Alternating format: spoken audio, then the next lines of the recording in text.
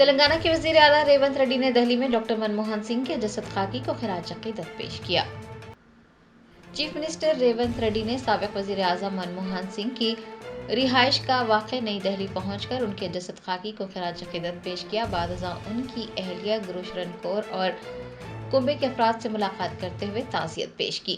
ریونت ریڈی کے ہمراہ کانگریس کی ریاستی امور کی انچارج دیپا داس منشی، ٹی پی سی سی سربراہ مہیش کمار گوڑ، وزیر دامودر راج نرسمہا، رکن پارلیمان ملو روی، بلرام نائک، انل کمار یادو و دیگر بھی موجود تھے۔ سابق ہندوستانی وزیر اعظم منموہن سنگھ 26 دسمبر کو انتقال کر گئے۔ وزیر خزانہ اور وزیر اعظم کی حیثیت سے ان کی پالیسیوں نے ہندوستان میں بہت سی تبدیلیاں لائی ہیں۔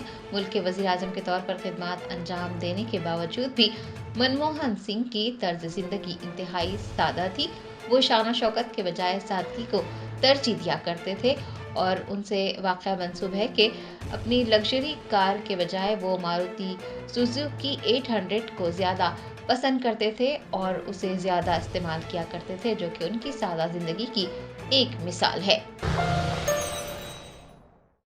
جرمنٹن super specialty hospital national award winner doctor Mir Jawad Zar Khan, German trained senior orthopaedic surgeon and director, ماہر ڈاکٹرز ڈاکٹر واصف اعظم اور doctor Bharavi Chanduri, senior cardiologist اور دیگر ڈاکٹرز نمایاں خدمات انجام دے رہے ہیں۔ Robotic surgery, advance cath lab, MRI، operation theatre, ICU، 2D ultrasound جیسی سہولیات سے آراستہ کارپوریٹ لیول ہاسپٹل، واجبی فیس میں ہر مرض سے شفا یابی کے لیے جرمنٹن سپر اسپیشلٹی ہاسپٹل، عطا پور۔